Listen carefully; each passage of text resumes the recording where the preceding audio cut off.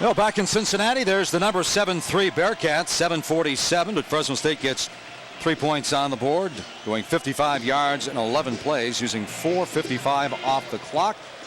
Capped off by a 36-yard field goal by Kevin Gessling, the big play. They converted that 3rd and 8 at the 34-yard line, that 12-yard pass to Ryan Matthews. Yeah, nice drive, a nice answer by Fresno State. Cincinnati took that opening kickoff, moved right down the field, a big play from Tony Pike to Ben Gaduli, and now they answer with the field goal. So it's going to set up like we said at the open. I think this is going to be a fast-paced, high-scoring football game. Yeah, a game like this, can you settle for field goals deeper in the game, or sooner or later you got to score touchdowns? Sooner or later you have to try to convert touchdowns, but I think in the beginning that was a nice counter punch by Fresno State. Here's Shapiro's kick. His second kick of the afternoon. This one again goes to Gilliard at the 4. Marty Gilliard up over the 20, 25, and dives forward up to about the 28-yard line. A return of 24 on the play. All right, let's take a look at the Principal Financial Group edge to the game for Cincinnati. Well, so far offensively, they've kept Tony Pike clean, and that means give him time to operate, spread the field out, and keep pressure on that Bulldog defense. And then defensively, they need to prevent the big play. They didn't do it on that first drive. They made Fresno State earn it. Just don't give them big chunks on their defense. Well, the Bearcats going 77 yards in just 7 plays on their first possession. Second possession will start at about the 29-yard line. Armand Binns in motion out of the top of your screen. Pike rolls right, finds Binns all alone up over the 35, dropped at about the 39-yard line, and he's going to be close to another first down. Depends on the spot. It looks like he might be a half a yard shy. Armand Binns, that's the guy. He's the sleeper out there. You talk so much about Marty Gilliard and DJ Woods. This guy might be the most talented of the 3. Well, it's funny how quickly Brian Kelly has turned the program around with depth. Pike, quick slant. Gilliard. He could. He's off to the races, and he's going to be stopped. And the fumble goes out of the end zone, and he was dropped just inside the 10-yard line. And if you can catch him from behind, you've got some wheels. And A.J. Jefferson has those wheels for Fresno State. Wow, it looked like Marty Gilliard was going to go right outside Nippert Stadium with this quick slant. Good read by Tony Park, and there's the explosiveness, but you can see 28's a good 5 yards behind Marty Gilliard. Just a terrific effort by the senior out of Bakersfield, California. A.J. Jefferson, an All-American kick returner 2 years ago in 2007. Here's Pike, quarterback draw, and he gets stacked up with some traffic at about the 5-yard line. Forward progress should push it back towards the 6. Coming up to make the stop, number 19, Marvin Hayes, the senior from Fresno. Yeah, you never see that much in the Big East Conference because Marty Gilliard has terrific speed, but Fresno State and A.J. Jefferson, just a terrific effort play to make Cincinnati earn the points that they may get on this drive. I got to tell you something right after this play, John. Pike looking left, and Binns goes up, overshoots him in the back of the end zone. You know, Marty Gilliard is a senior. He loves playing. He lost his scholarship once, came back, worked 4 jobs. He was living in his car. He said, you know, sometimes he loves it so much knowing this is his final season. He wishes the games would drag because he knows when they're done, they're done. Do you think that was going to, he was trying to stretch that run out? I don't know. I think he would have taken the touchdown and get it over with quickly. Because now Cincinnati's in a 3rd and goal situation. Twin to the top of your screen. Pike looks over at that Cincinnati sideline. 82% scoring percentage. 76% touchdowns in the red zone. They got to delay a game. And you look at the penalty-wise for Cincinnati, coming in just 11 of the year. The least penalized team in the Big East Conference. That's Tom Tomczyk, the referee today. It's a Big East officiating crew. And it pushes it back to about the 11-yard line. And normally that doesn't happen to Brian Kelly and his offense where you get a delay a game. And that's probably the most frustrating part about being a head coach because that's on the quarterback. Anytime you get a delay a game, it doesn't matter if the play's late, it's on the quarterback.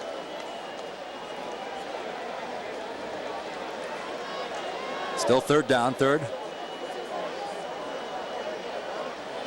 Goal at the 11-yard line. Pike looking, finding, touchdown, Gilliard. What a beautiful touch on that ball. Marty Gilliard pulls in his 5th receiving touchdown, his 7th touchdown of the season. This one goes 11 yards. Well, just coming back from a little bit of adversity, Tony Pike, he gets called for the delay of game on the previous play. They get back and just throws a beautiful touch pass in the corner of the end zone. Just a soft roll to his right side, the wide side, and that allows Marty Gilliard to come from the inside on that corner route. You couldn't throw a better timing ball on that corner pass than Tony Pike just delivered. And once again, Jake Rogers steps on the field. He's 2 for 2 in the PAT department.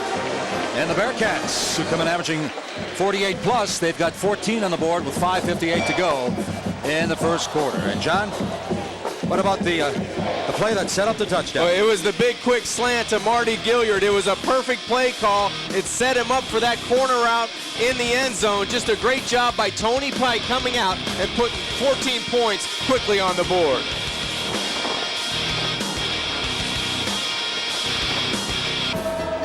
As we take a look at the Cincinnati Zoo, and we'll be taking a trip to the zoo with Clint Kesnick at halftime as he checks out what exactly is a Bearcat. You want to stick around for that. They sent the right guy. You or I might not have been able to get that done. I'm not sure if I ever saw a live Bearcat. That was kind of interesting. And you see number 6 waiting to kick. That's Chaston West. And the Bearcats of Cincinnati. 71 yards in just 5 plays, a minute 43 off the clock.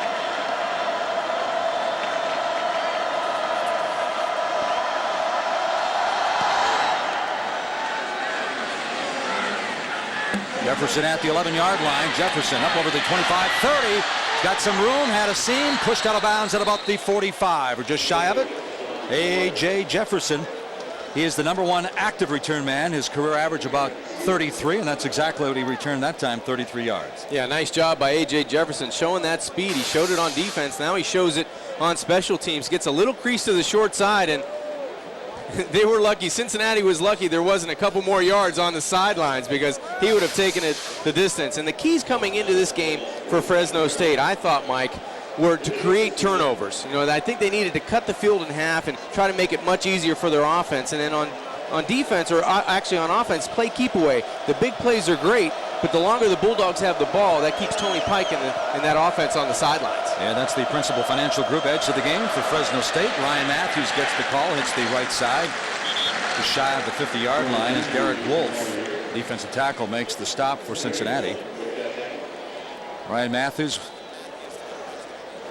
look at his numbers, the first 3 games. 234 yards against Boise State. And John, Boise State, their first 2 games of the year, they were giving up 34 yards rushing for the game. It was amazing. I mean, just big-time home run plays from 60-plus yards. 3 touchdowns over 60 yards. And today, Matthews 5 rushes for 21 yards. Here's a 6th rush now up over the midfield stripe.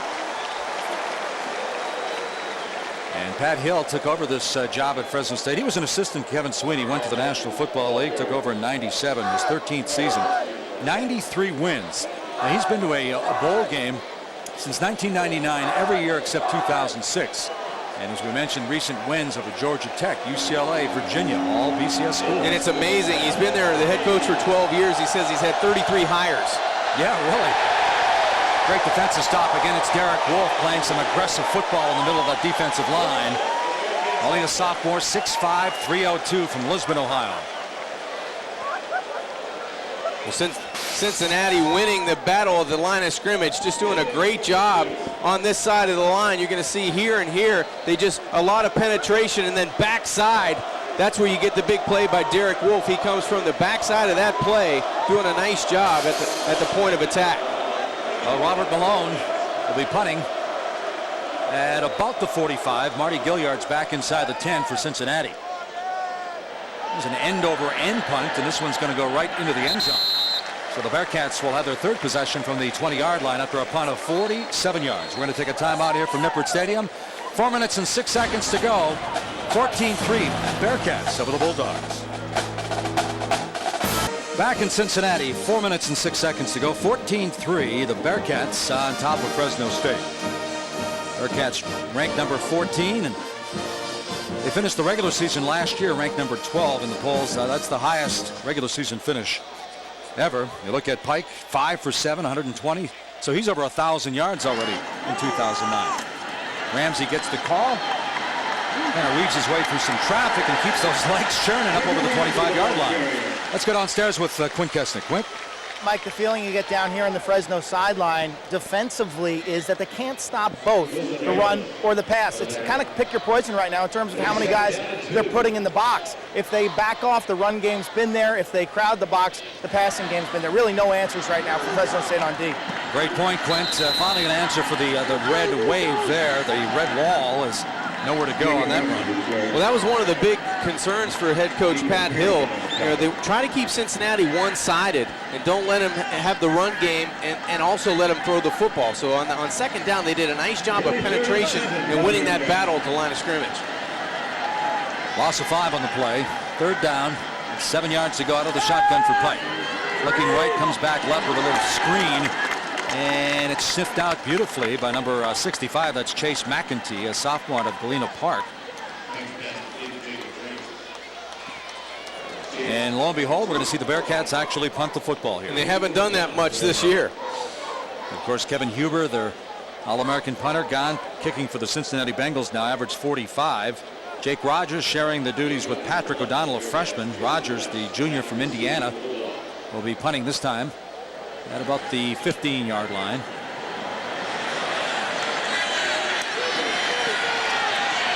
Chase Weston spun inside the 15 down to the 13-yard line.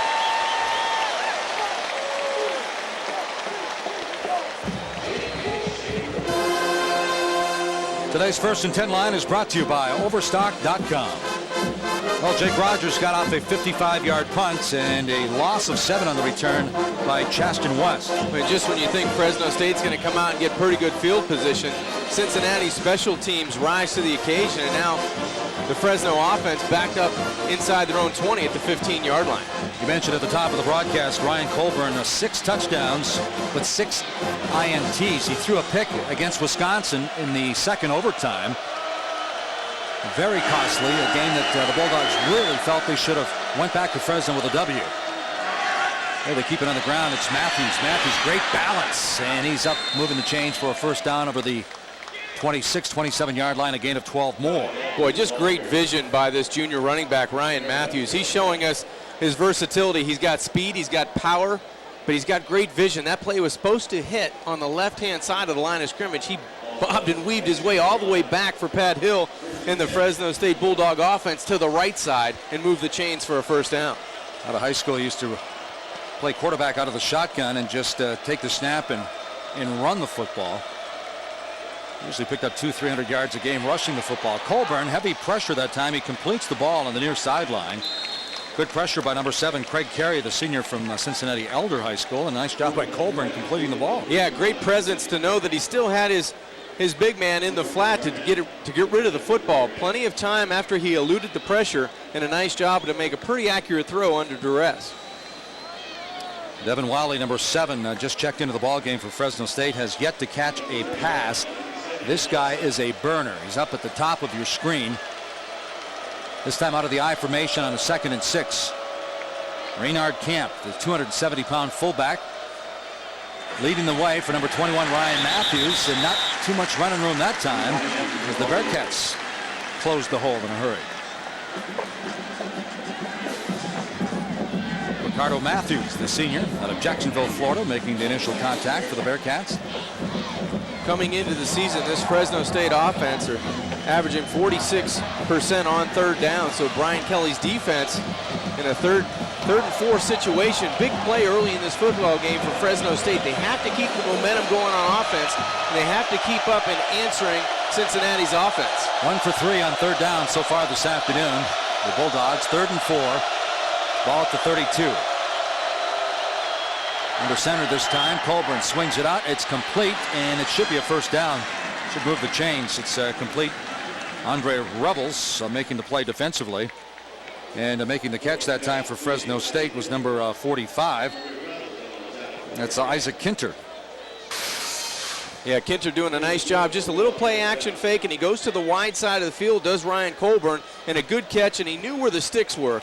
Good job on third down. Now, Mike, you'd like to see maybe a little play action and stretch this defense of Cincinnati's. Kinter, the tight end, in motion to the bottom of your screen. Here's a quick pitch. Robbie Rouse, the true freshman, bounces outside. He's got some running room.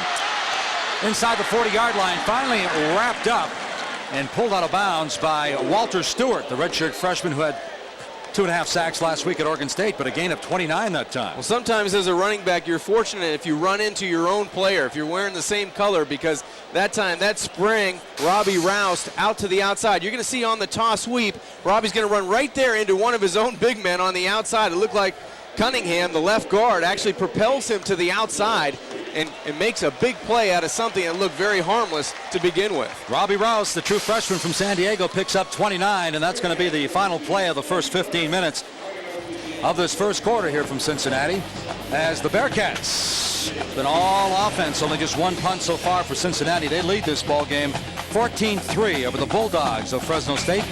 Second quarter from Cincinnati coming up on the other side.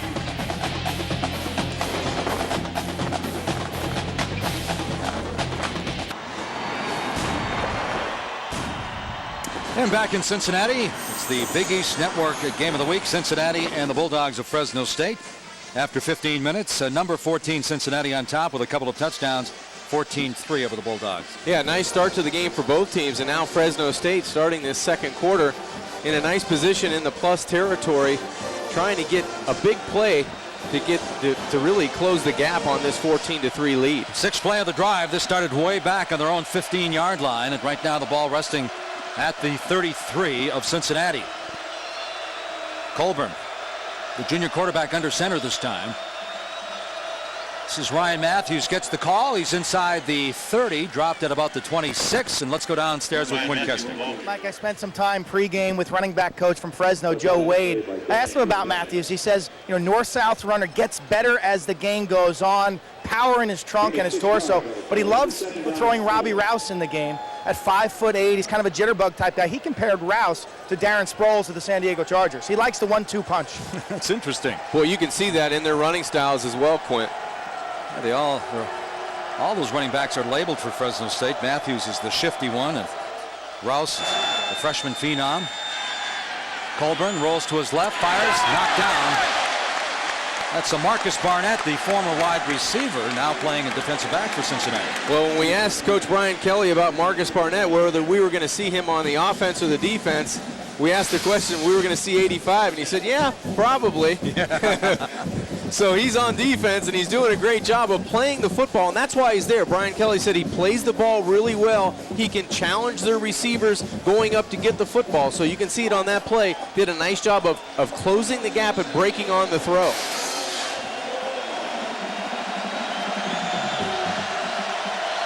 Third down and 4 at the 27-yard line. There's a timeout call.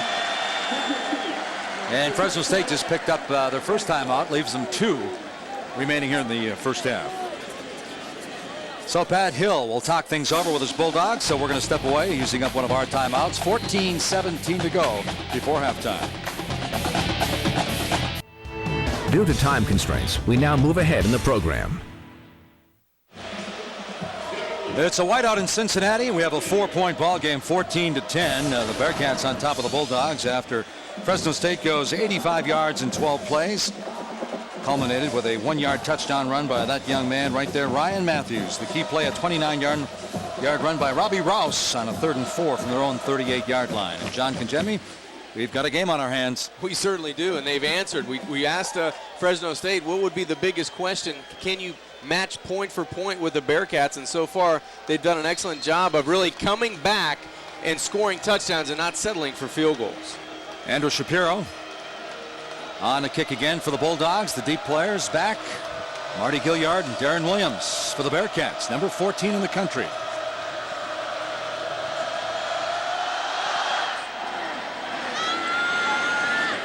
Two yards deep. Gilliard takes a knee. They'll start from the 20.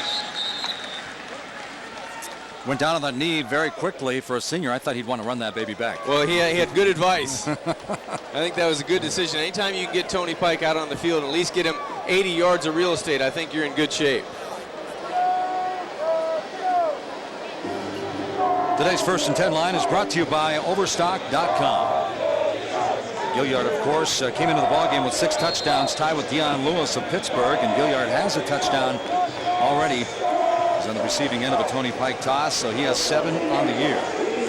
Against Southeast Missouri, he had a rushing touchdown, a punt return for a touchdown, and a couple of touchdown receptions. What they like to do is with Gilliard to the wide side of the field, they want to try to stretch the field and get the ball outside to him. Pike comes back, fires, finds Gilliard. He's got some green, run down over the 45-yard line. Not before picking up 27. Nice job by Marty Gilliard. Same play he broke earlier. Tony Pike just a couple quick slants on the inside, and Gilliard's the last guy coming from outside in and does a good job of securing the football after a tough tackle on the outside by A.J. Jefferson. Gilliard, they're really moving him around, huh? 4, 5, 6 different places on the field. Well, he's such an explosive player. They like to get him in different spots and different matchups. There's a quick pitch, and in the backfield, he turns the corner, and he's pushed out of bounds inside the 40-yard line. Isaiah Peed, boy, he looks like a different running back from last season. I think he's a little bit bigger, a little bit faster, and maybe a little bit stronger than he was last year. And Cincinnati's got some problems with their right tackle. Looks like Sam Griffin was hurt on the play, but a nice cut inside, and then there's the explosiveness to the outside by Isaiah Peed.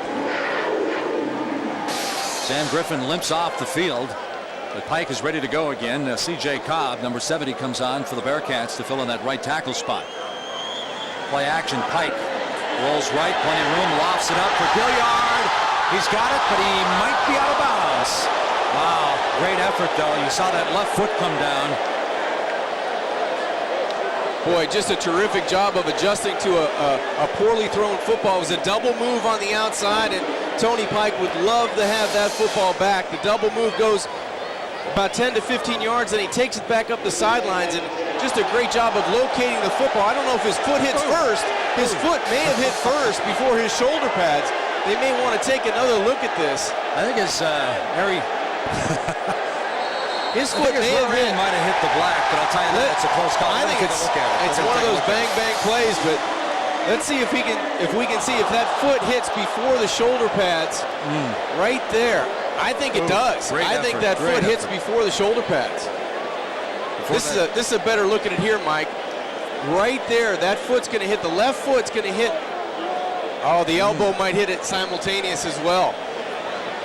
Either way, tough call for the official. They're taking a look at it up in the booth. Before that pass, if it is ruled a catch, Gilliard with 3 grabs for 94 yards already. That'll put him over 100. You have to have undisputed evidence to try to reverse this call, and I don't know if it's there. I don't think there's enough evidence there to say that foot hit before the elbow. Well, because there's no indisputable video evidence, I think you're right. The ruling on the field is confirmed. The elbow was down, out of bounds, incomplete pass. Still a great effort by Gilliard to get that left foot down. That was just a great catch, just to locate the football. And I know Tony Pike would love to have that football back because it was one of those that they had drawn up just perfectly. So we move back to the line of scrimmage, which is the 38, 2nd and 10 now for the Bearcats. Isaiah Peed, the sophomore out of Columbus, remains in the backfield with Tony Pike. Here comes the blitz. Bulldogs coming. Gilliard reaches out, pulls it in just shy of the 30-yard line.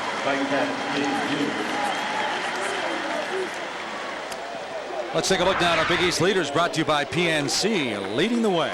Yeah, Jock Sanders from West Virginia. You can see him leading the Big East in receptions at almost 10 catches per game, and Marty Gilliard there and Armand Binns on the bottom there with 5 catches per game. 3rd and 3 for the Bearcats. Peed in the backfield with Pike again. Pike drops, fires. DJ Woods has it. First down. Dives towards the 20-yard line. And the Bearcats are on the move. 11 more yards. Nice anticipation by Tony Pike. And this is the spot on the field that we were watching a little bit yesterday where they want to spread Marty Gilliard out to the wide side, but we're going to see a replay there. Just a perfect pass and perfect timing by Pike and Woods. But Gilliard to the wide side on the bottom. They want to get him and utilize the field. He's down here. Watch him on the outside of a route here. Pike stepping up, feels the pressure. There's that escapability that he shows time and time again. Gilliard, nice hands. Dropped at about the 5. Football comes loose, but the Bearcats recover at the 4-yard line. think Armand Binns doing a nice job of jumping on that fumble. A gain of 15 for the Bearcats. It's 1st and goal inside the 5. You're right, Mike. Very alertly, Armand Binns on the football. Tony Pike doing his best impersonation of Ben Roethlisberger to Santonio Holmes on the inside. And there's the fumble, and alertly, Armand Binns is on the football for Cincinnati. It's funny, that's what the Bearcat players are nicknaming Gilliard now, Santonio Holmes. Nice job of play action, plenty of time, and he throws it out of bounds wisely, Tony Pike.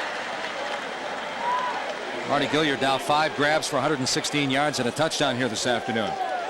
Yeah, and Tony Pike's numbers not so bad this afternoon. 10 of 14 for 182 yards and 2 touchdowns. 5 different receivers. I wouldn't be surprised if they come back to that quarterback counter or quarterback draw again. They had him spread out the first time in the first series of the game, so much with it. Adrian Robinson, the 3rd-string tight end in the ball game. That's Pete now stopping in the backfield. Pete gets the carry, puts his head down, lunges forward down inside the 2, close to the 1-yard line. It's going to bring up a 3rd and goal at about the 1. Well, you can see the maturity level on Isaiah Pete, as you said, Mike, from last year to this year. You know, he's much a heavier runner, but faster runner. He's getting yards a lot quicker than he was last year, and he looks a lot bigger and stronger. Yeah, just his stride. He has a different gait. 3rd and goal. Pike. Pede. Touchdown, Bearcats. Isaiah Pede, his 3rd rushing touchdown, but his 4th touchdown here in the fall of 2009. Cincinnati's offense answers, Mike. They come right back down the field and go 80 yards. Just a terrific drive. Nice mix of pass and run. That time Pete takes it off the left side. Good surge by that offensive line. Really goes in untouched. Big blocking on the left side by Jeff Luckenbach. Good job on that left tackle spot. Snap, the hold, the kick by Jake Rogers, and he's good again. 80 yards, 9 plays, under 3 minutes. Isaiah Pede, the sophomore from Columbus. He broke all of Archie Griffin's rushing records up there. He scores big for the Bearcats.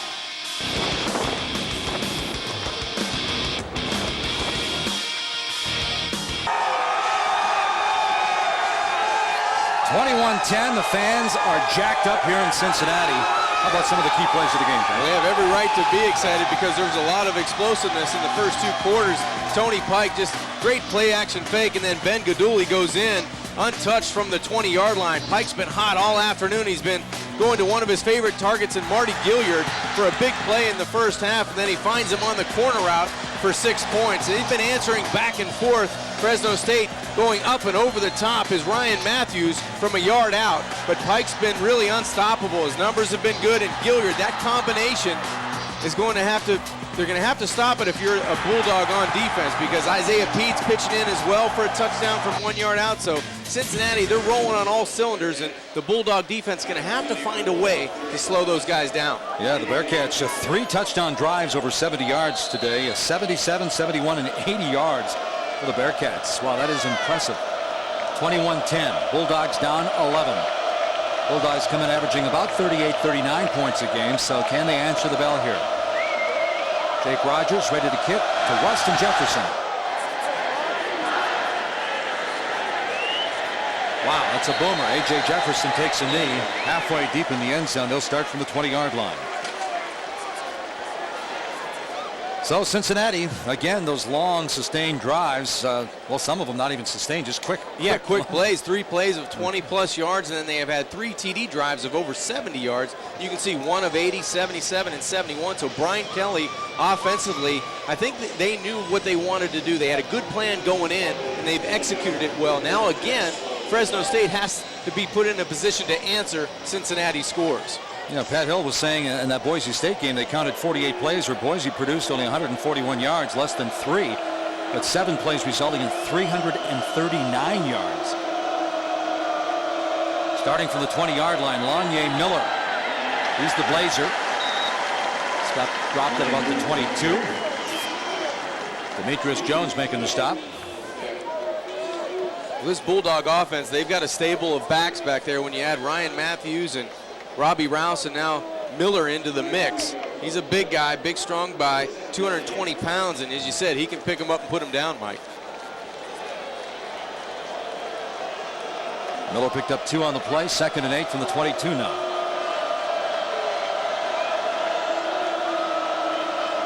Fry showing safety blitz. We'll go right up the middle with Miller again. He's up close to the 25.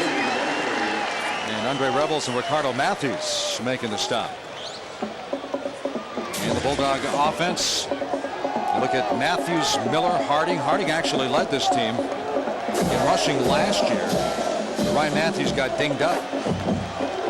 They've had a great balanced attack today, but I've been surprised they haven't been able to get the football out to Devin Wiley or Chastain West or Asari Ajira-Tutu on the outside. Those are big-time receivers, and they haven't had a chance to get into this football game.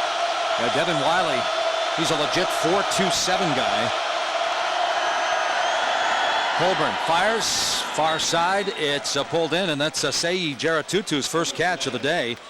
He came in averaging 15 yards a grab. That time he picks up 10 and moves the chains. I was impressed with him watching him on TV last week in that Boise State game where he was going up and just ripping the football away from would-be defenders. That's a guy I would love to throw the football to because he's a big target on the outside. Ajira-Tutu with 47 grabs for 795 yards and 5 touchdowns last fall.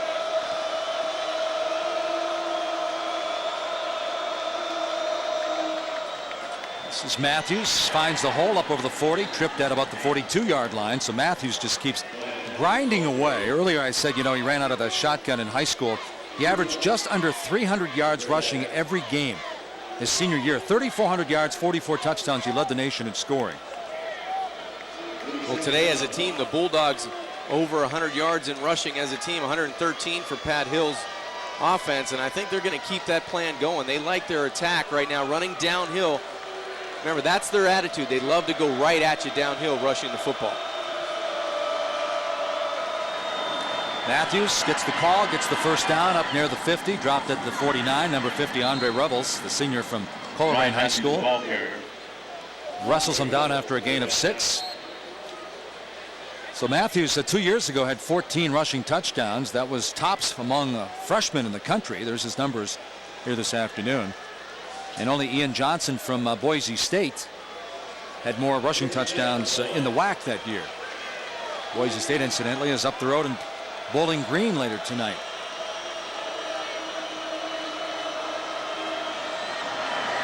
Robbie Rouse hit, bounce back, goes forward again, gets back to the line of scrimmage, maybe a half a yard. Ricardo Matthews, the big defensive end, making the initial contact.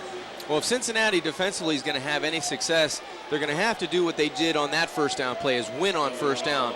Make Fresno be in second and third in long situations, because I think that's to the Cincinnati Bearcat advantage. If Fresno's allowed to rush for 6, 7, 8 yards on first down, they're going to continue to do that and run it right down Cincinnati's throat.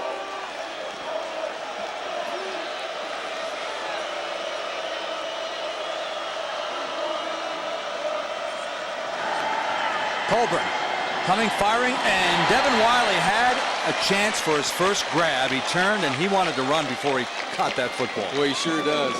He turns his head right away from that football, and that was a well-timed throw by Ryan Colburn, just on the curl route on the outside. And the coaches are always say, hey, take a picture of that football before you turn your head. And that head turns just a fraction too early, and the ball goes right through his hands. And now Fresno State in a situation of 3rd and long and 3rd and 9. The 3 and 6 on 3rd downs. The Cincinnati defense losing 10 starters from last year. After this play, I want to get your opinion on why they are playing so well. Out of the shotgun, sets up the screen, and they're going to pick up the first down. Ryan Matthews breaks to the inside. He's inside the 30. And he's driven out of bounds, but another big gain, another first down for Fresno State.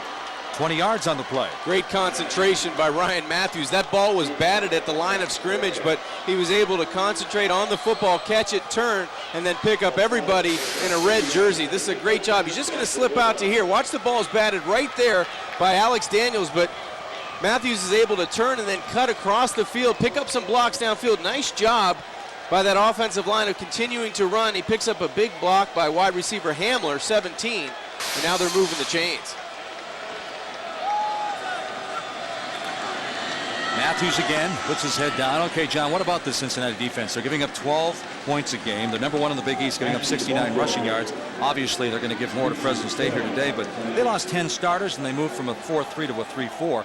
Yet they're playing very, very well. Well, I think it gives them two things. I think Brian Kelly, in talking with him yesterday, he knew the personnel he had on defense, and he knew that they were capable of playing at a high level. And I think that the change in philosophy from 4-3 to a 3-4, they're allowed to go back and forth, so it confuses offensive linemen on who's really got a hand down and who's a linebacker. Assignments get difficult. It obviously says something about Brian Kelly's depth. Alonzo Miller gets the call, and he's wrestled down. Has to get down to the 20 for the first down. Alex Daniels making the stop. The other defensive end for Cincinnati. And again, depth. I think Brian Kelly said something earlier this year like, hey, we did lose 10.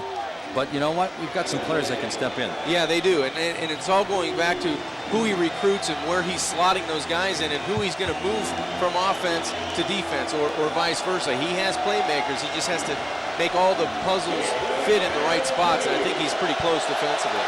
Bulldogs trying to answer the bell again. 4 of 7 on third down. 3rd and 2 this time. Ball at the 22. I formation. Matthews dotting the I, gets the call.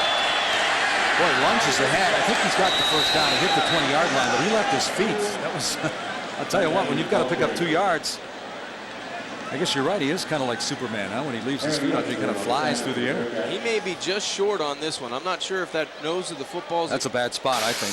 Let's take another look here, Mike. Good tough running on the inside, good blocking, but he does leave his feet just a touch early, and he may not have got to the 20-yard line. You're right. I stand corrected. Let's take a look. This might be a better angle, Mike. I think he's just short of the 20 where that ball ends up. So another 4th down situation. 12th play on the drive. Started back at their 20-yard line. Again, I formation. And Colburn wants to call a timeout. That's going to be their second timeout, so that'll leave them with a 1 in the first half with 2:35 to go. Timeout. Fresno State. Their second timeout.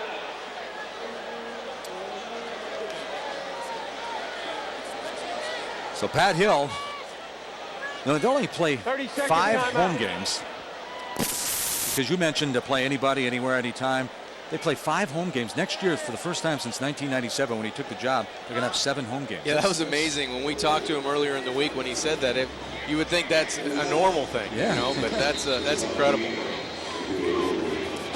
2:35 to go. Don't forget, next week, the Big East Network Game of the Week, we head for the Dome to take on Syracuse in South Florida. Syracuse should be 2-2 after the game with Maine, and it's going to be interesting to see how the Bulls of South Florida fare down in Tallahassee, Florida today.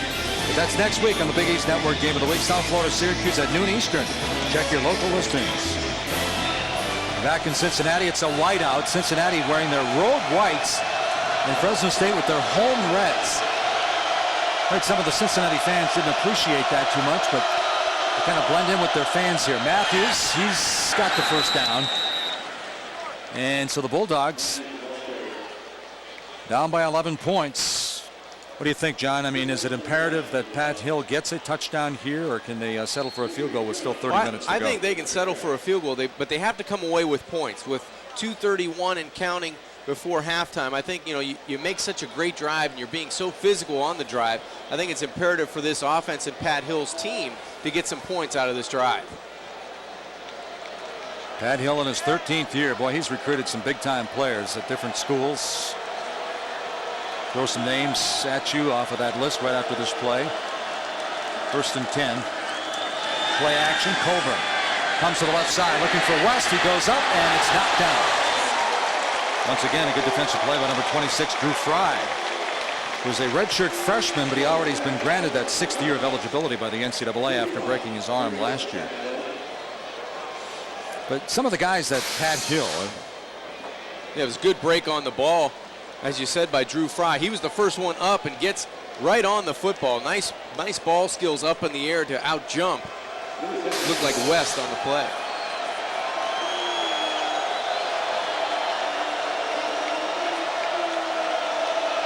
Second and 10. 14th play of the drive. Matthews gets it, bounces to the outside. 15, and he's driven out of bounds at about the 12-yard line. And a gain of 8 more for the Bulldogs. So the Bulldog quarterbacks, Colburn is a junior, but look at this list here. You being a former quarterback, Jeff Tedford, the head coach that used to be Henry Ellard's quarterback, Kevin Sweeney, Trent Dilfer, Pinnegar, Barsotti, David Carr, the #1 pick in the draft, Billy Volek, Tom Brandstater, a 3-year starter. The only one on that list that didn't play in the National Football League is Tedford. He played in the CFL for years. Doing a great job at Cal. Very impressive. Live formation now. Another 3rd down. 3rd and 2 for the Dogs. Matthews falls forward inside the 10-yard line. Just had to get to the 10 for the first down. So it'll be 1st and goal now for Fresno State with 1:33 on the clock. I was so impressed watching this running attack and Ryan Matthews last week at home against Boise State, but I'm more impressed in person because of the toughness that he shows. I think it's a reflection of his head coach, and it's a reflection of what this team's all about. They're just really winning that battle at the line of scrimmage.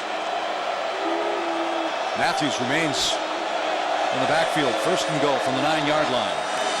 Gets the call. Just kind of lost his balance. Penalty flag comes down from the near side. May have been a holding call on Bryce Harris, the left tackle. Holding. 70 offense. 5-yard penalty. 10-yard penalty. 1st down. Great vision there, Jimmy. It was a takedown, I think, around the 11-yard line. That's the first penalty against the Dogs here this afternoon with 68 seconds to go before halftime. We mentioned that quarterback list. Some of the other guys that Pat Hill has recruited: Richard Marshall, Logan Mankins, Randall Cunningham, Tracy Rogers, Ron Cox, Aaron Craver, Marquez Pope, Teddy Bruschi, Michael Stewart, Lorenzo Neal. Boy, he's recruited a lot of good football players. His various stops of his collegiate career. Colburn slings it out. Miller's hit hard. Oh, that's J.K. Schaefer again, the sophomore from Cincinnati, LaSalle. He's having a big season. Boy, he really is, and he does a great job in reading that slip screen out to the short side of the field. He was the first guy out there in a white jersey and really had a head of steam. Dude, just a beeline right to Miller, the running back, and that penalty put really Fresno State's offense in a bad situation on 1st down. Now you go 1st and long. Now you get 2nd and 21. You know, it's just a bad situation. 2nd and goal from the 21-yard line. 12 seconds. Over the middle. Touchdown, Fresno State. That's Jamel Hamler, who had the first catch of the afternoon, and he pulls in his first touchdown. This one, a 21-yard reception. Boy, and credit Ryan Colburn's patience at quarterback. He really didn't know where he wanted to go with the football, and at the last minute, he picked out Hamler going down the center of the field. He hesitates there, just a little pump fake, and then he finds his big receiver going down all by himself, backing into the end zone. He was going down. He was stumbling. He was, but that's a good job of patience by the quarterback. Hamler, a redshirt sophomore, as they kick it through. Gessling kicks the extra point. Now 17 plays and 80 yards, 8:48. So not a quick strike, but more of a long, sustained drive that time with the Dogs. Well, this might be a 12-round fight because Fresno State has a lot of bite in their Bulldogs. They're doing a great job of good open guys and running the football, and all by himself is Jamel Hamler down the middle of the field, and a nice throw by Ryan Colburn. And good drives, good long drives by this Bulldog offense. Well, Fresno State opened up the season with a 51-0 win over UC Davis. Went to Madison and opened up a 21-7 lead over the Badgers to lose in double overtime 34-31 and lost to Boise State 51-34. But like Pat Hill was saying, they spotted them like 14 or 17 points in that ball game too. This is a good football team. This is a team that has a lot of weapons offensively, and they do a good job defensively of trying to get pressure on Pike. So, you know, they're in a ball game now at 21-17. 17 plays and 80 yards, and they were 3 for 4 on 3rd downs on the drive. So a complete drive by that Bulldog offense. And you look at the time of possession as far as quick strike versus long sustained drives. Yeah, Cincinnati's only had the football 8 minutes and 33 seconds, and Fresno well over 21 minutes in this first half. So they've done a nice job of really getting some points out of those long, methodical drives and really trying to wear down the Bearcats on defense. You know, 3:30 this afternoon, 3:30 Eastern time, I should say, that the offenses and the defenses are going to be tired for both teams. All the yardage being piled up, and that was one of the keys for Fresno, trying to keep Tony Pike on that sidelines and limit their opportunities. Shapiro keeps it down on the ground this time, and it's taken at the 30-yard line. So coming up at halftime, the Big East Network halftime report. John will sit down with Tony Pike on Congemi's Corner. Quint visits an actual Bearcat at the Cincinnati Zoo. And John will dissect one of Cincinnati's bread and butter plays in our Big East breakdown. All coming up at halftime here in the next 6 seconds from Cincinnati. Tony Pike and company, 3 touchdowns in the first half, holding on to a 4-point lead now, 21-17, and he'll take a knee. And that will be the final play of the first half. And John, your thoughts on the first 30 minutes? I thought it was a great first half for both teams. Pike doing a good job of distributing the football, but Fresno State answering every time Cincinnati scored. They had an answer for him. Quint? With Coach Kelly. Coach, what is most concerning about your run defense right now? Well, you know, obviously we're trying to play a lot of two-shell and double up the receivers on the outside, and obviously they're a very good offense. They're running the football. You know, the disappointing thing is that, you know, we're 2nd and 21 here. We can't let somebody run down the middle of the field. Other than that, we're doing what we want to do relative to the offensive side of the ball. We just got to slow them down on defense. Conversely, what has surprised you on offense in terms of your success? Oh, I don't think there's any surprise. I mean, we've got to execute our offense. You can see what this is going to be. I mean, it's the guy with the ball last has got a chance to win. Thanks, Coach. Mike. All right, thank you, Quint, and both coaches, Brian Kelly, Pat Hill, very complimentary of each other's program as we talk to them this week. And they should be, because, you know, both programs doing a great job of getting young people on the field and doing it the right way. Well, the Cincinnati Bearcats averaging 517 yards. The Bulldogs of Fresno State averaging 495. And right now we have a 4-point ball game. 21-17, the Big East Network halftime reports coming up. On deck is Congemi's Corner here from Cincinnati.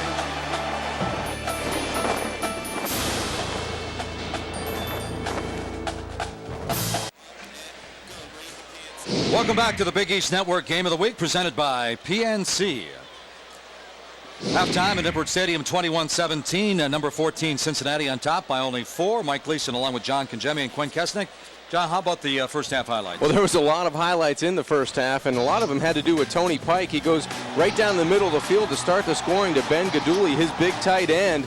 Then he goes to the outside to the flashy guy on the outside, Marty Gilliard, on the quick slant. He does get caught from behind, but he makes up for it a couple plays later on the corner route. Just a perfectly timed and thrown ball. Gilliard giving himself an opportunity in the corner of the end zone. Then Ryan Matthews goes up and over for 6 points for Fresno State. And then again, that combination of quarterback to receiver when you go Pike to the outside to Marty Gilliard, and then on the inside, Isaiah Pede taking it inside. In between those, there was a couple nice runs in Fresno State's favor. Robbie Rouse bouncing it to the outside, and then what a half Ryan Matthews had. He was picking it up and putting him down and doing a good job of keeping Fresno in the football game. And then Hamler does a nice job of catching a wide open pass, well delivered by Ryan Colburn, to take us to 21-17. Well, look at the balance on total yards at 237 for the Bearcats, 234 for Fresno State, and 141 rushing yards for the Bulldogs, and time of possession 21-20 to 8:40. Let's go downstairs with Quint Kesnick. Quint?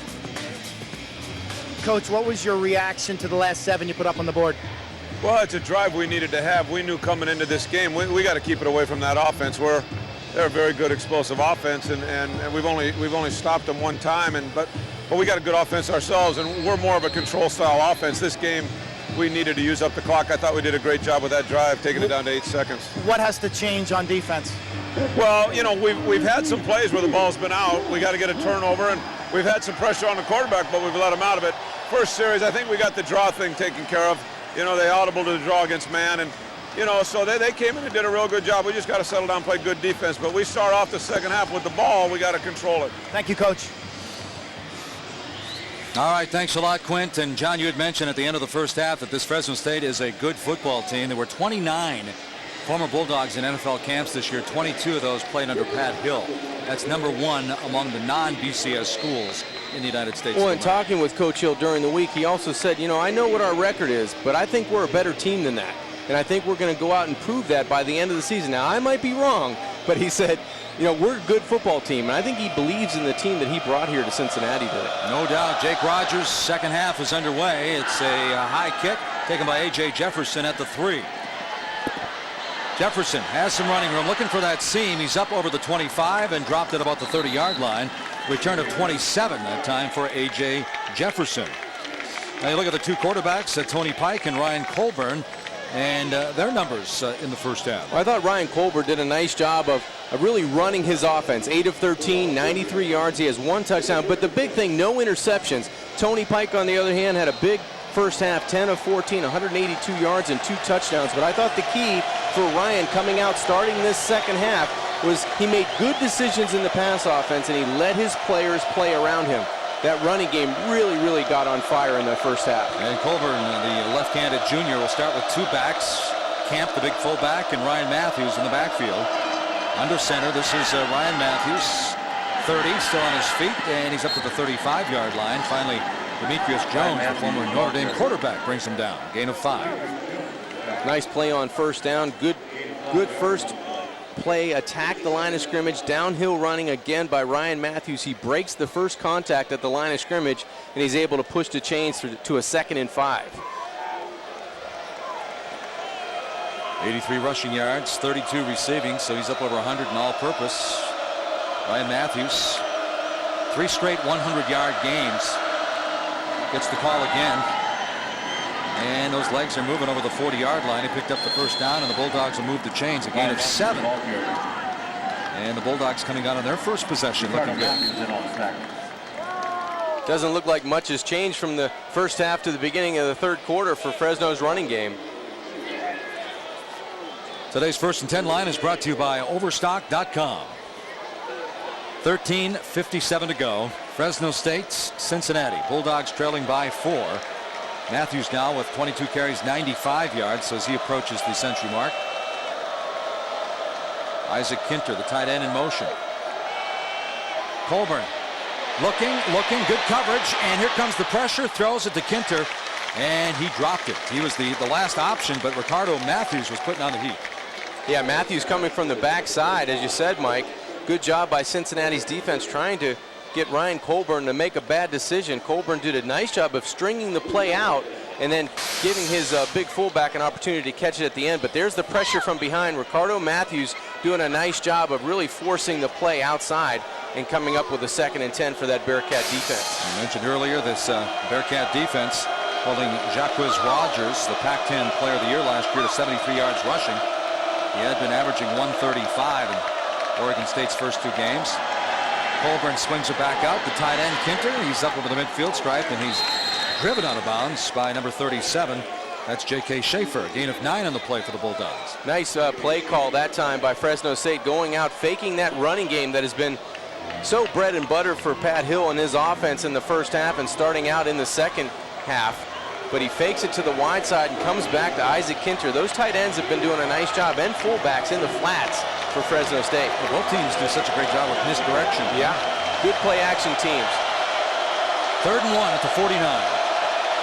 Bearcat 49. Matthews dots the I.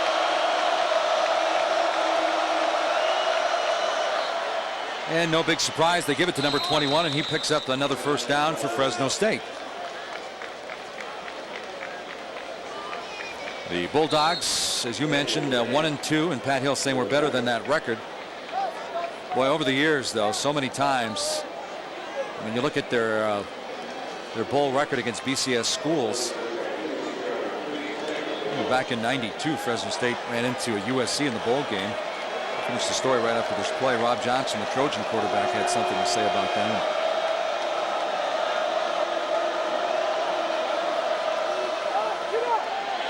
Play by Demetrius Jones. Looks like he's starting to enjoy that linebacker spot a little bit more, huh? Yeah, the former Notre Dame quarterback who had transferred to Cincinnati a couple years ago. We were talking with Brian Kelly about Demetrius Jones. He's a big guy at 6'4", 215 pounds, but we talked about last week on the road at Oregon State, you know, he didn't have enough hands to tell Coach Kelly where it hurt. He said, I'm hurting all over the place, but I can't point to all of them at once. But on that play, doing a nice job in pressuring the Bulldogs' running attack. Welcome to Division I defense. That's right. 2nd and 11.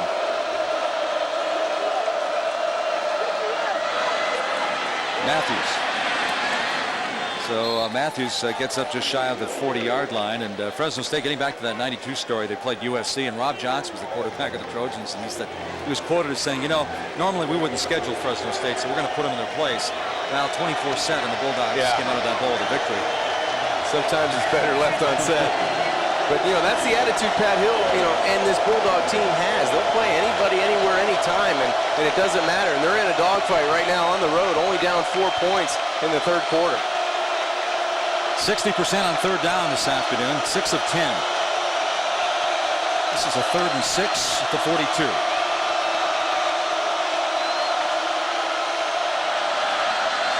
Colburn, near side. Geratutu, did he catch it? Yep, we're saying he was in bounds. He had 1 foot in bounds, and a gain of 6 on the play. Had to get to the 36-yard line for a first down, and it's going to be close. Let's see if he drags his foot here. Geratutu on the sideline.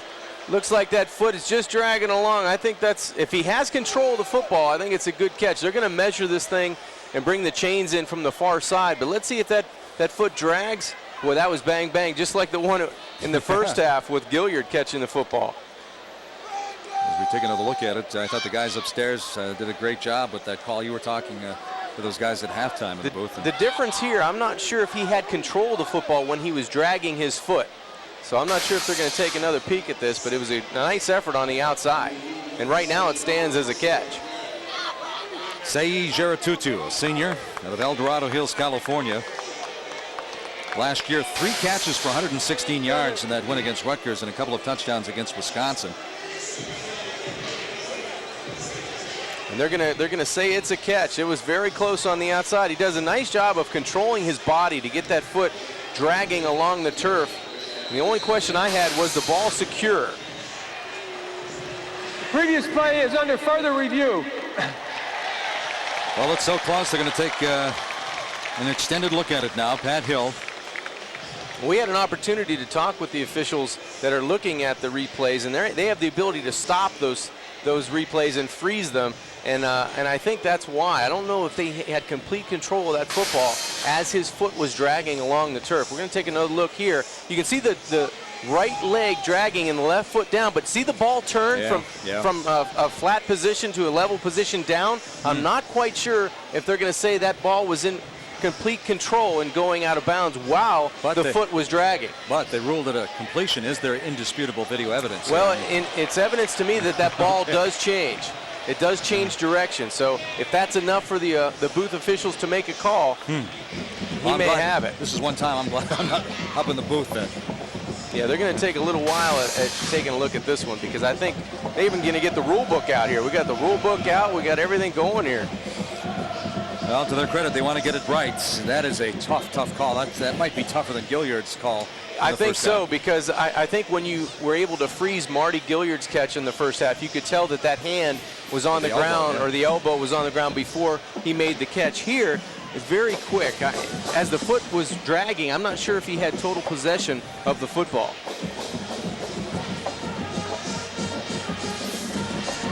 After further review, play stands as called. First down. Brian Kelly didn't like the call. I think he agreed with you. But again, you go back to that indisputable video evidence.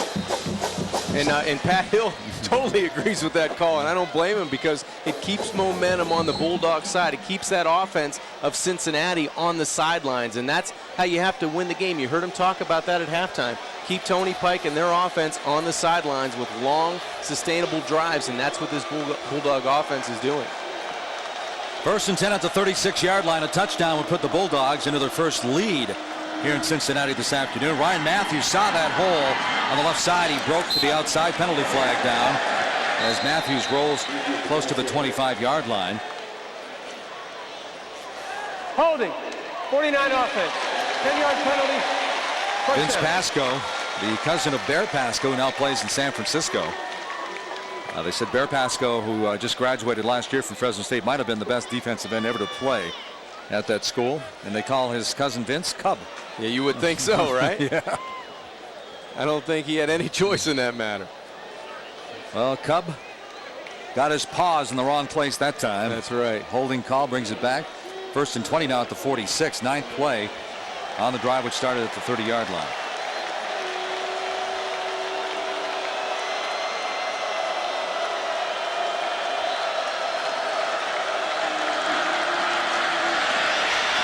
Colburn Well, he was looking for someone, but that Cincinnati defense, he finally dumped it to Ryan Matthews, but J.K. Schaefer was all over him. It was a screen play set up to the short side, and as you said, Mike, J.K. Schaefer had seen that play in the first by that play a couple times in the first half. That time, alertly, he stayed on the back, Ryan Matthews, and really gave Ryan Colburn nowhere to go with the football. You know, John, you talked about Fresno State, the anybody, anytime, anywhere thing, and well, the non-conference games against BCS schools, you see Fresno State 7. Boise State, and everybody knows Boise State's a great football team. They've only played 2.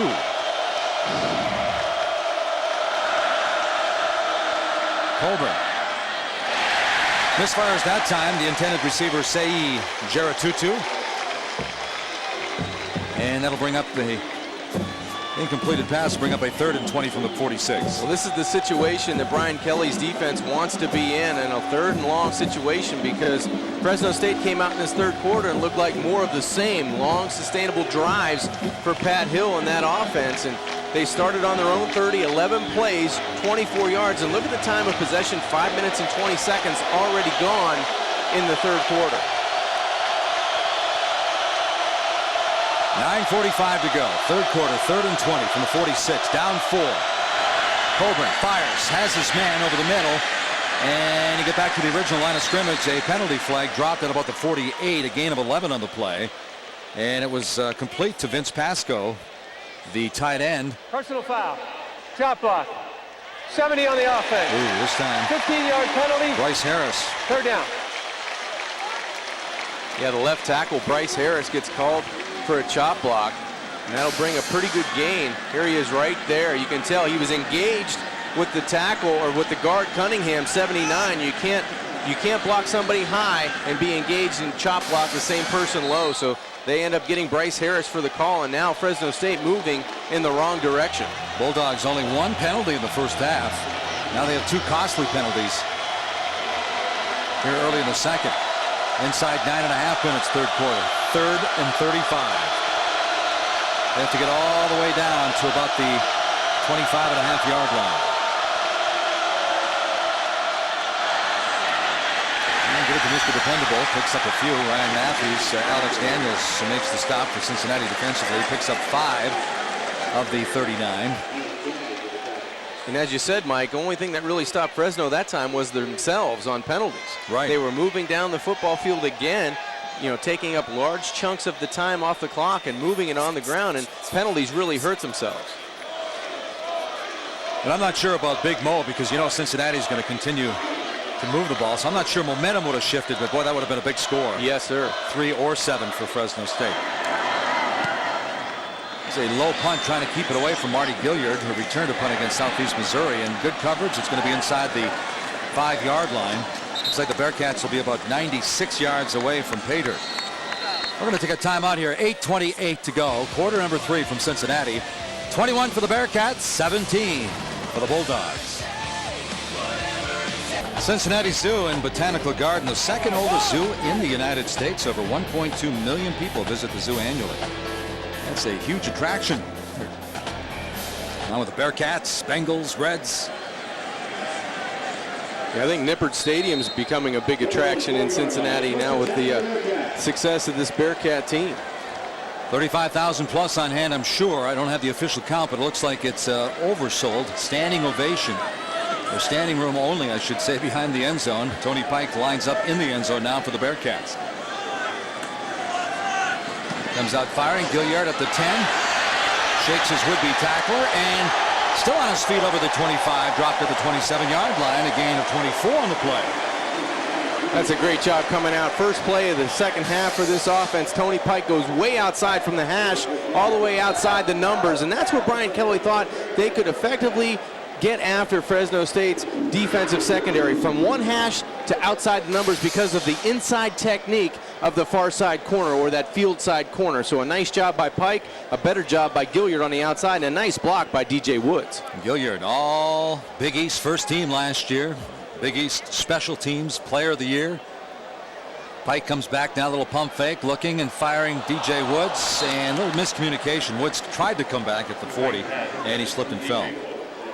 This offense is clicking pretty well, and we had a time of possession graphic that was up. Cincinnati's only had the ball for 8 minutes and 40 seconds in this entire football game. Fresno State's had it for 27 minutes and 52 seconds. So it's one of those things where you have to make hay while you have it, and Tony Pike's doing a good job of that.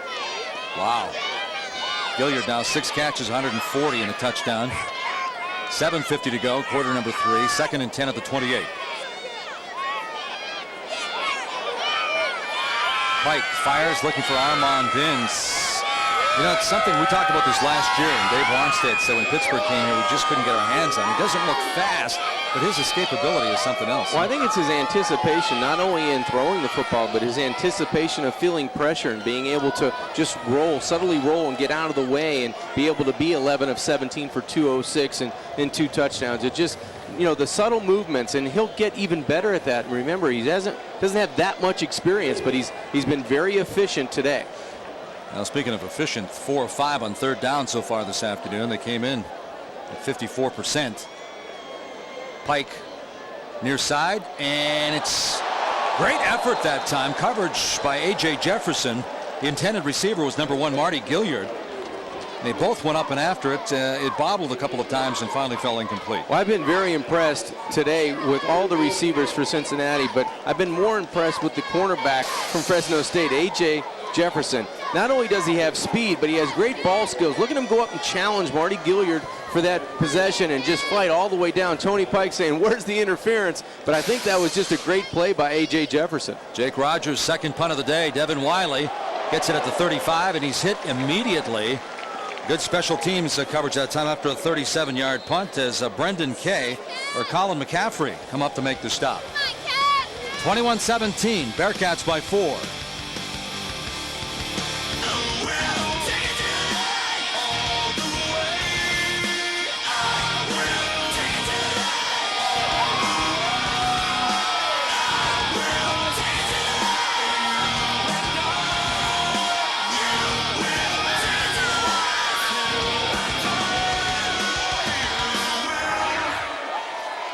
And the Bearcat fans, young and old, are here at Nippert Stadium and watching their Bearcats hold on to the 21-17 lead. Wow.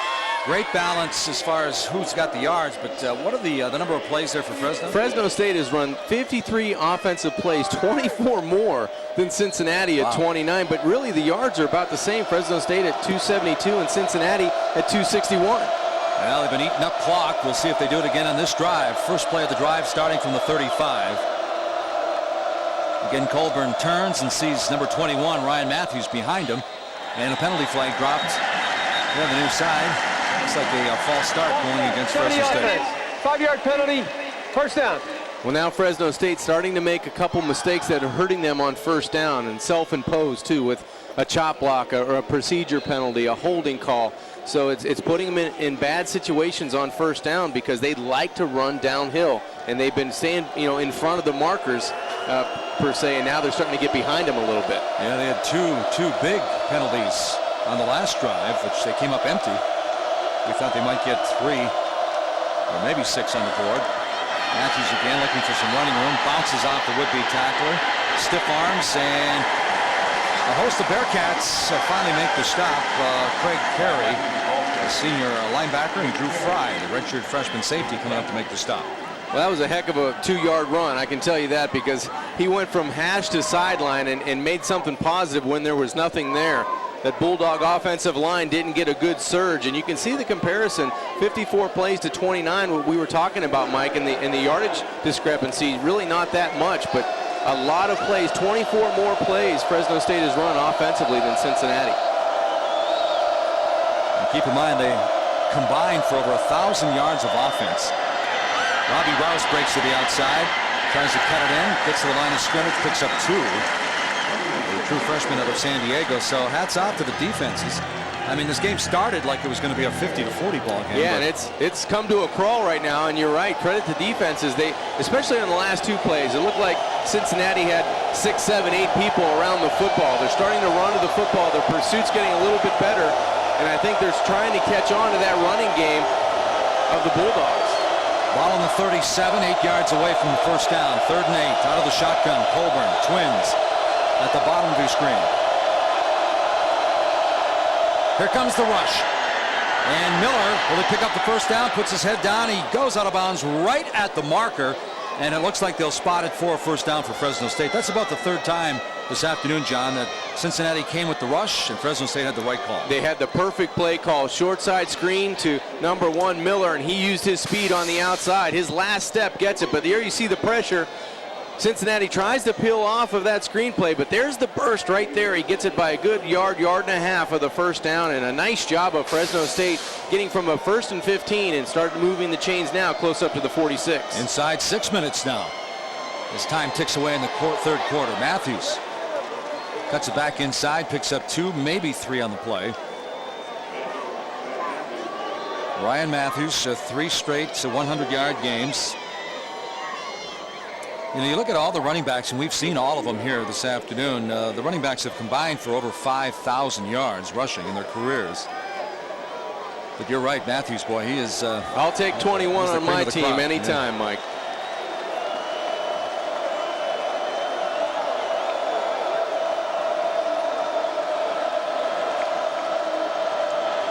Matthews hits the left side. He's up over the 50. Forward progress should mark it at about the 49-yard line. Dan Giordano, the redshirt freshman from Frankfort, Illinois. Backup defensive end making the initial stop. Well, the last 4 games we talked about how impressive Ryan Matthews has been. 106, 107, then he goes for 234 against Boise State. Today he's over the 100-yard mark at 114 as he takes a rest on 3rd down, and this Cincinnati Bearcat crowd trying to get into the football game to inspire this defense. 29 carries, 114 for Matthews. 3rd and 5.